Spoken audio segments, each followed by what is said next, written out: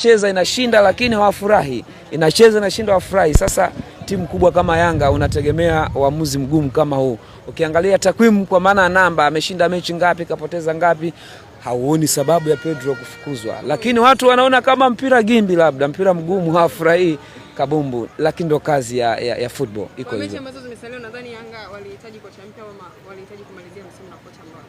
Sasa unajua timu ikiwa haiwafurahishi mashabiki na viongozi wafurahi, hasa hizi timu kubwa, hawezi wakakusubiri ukamaliza msimu. Yaani bora wapotene, lakini kama wewe wafurahishi watakupa za uso tu.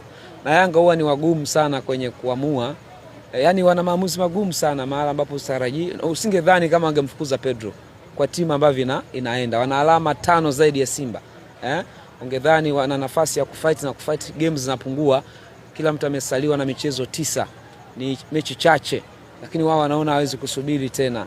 Wamemleta Molin, nafikiri ilikuwa ni target hiyo kwamba wakati wowote likivurugika Abdulhamid Molin ataweza kuchukua nafasi akisaidiana na yule Patrick Mabedi, na ndivyo imekuwa.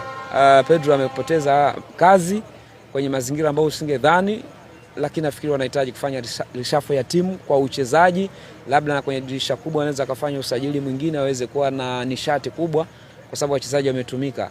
Unaweza kawalaumu wakati mwingine. Just imagine mtu kama Max Nzengeli amecheza game nyingi sana non stop. Wachezaji kama kina Pacome Zouzoua amecheza game nyingi non stop.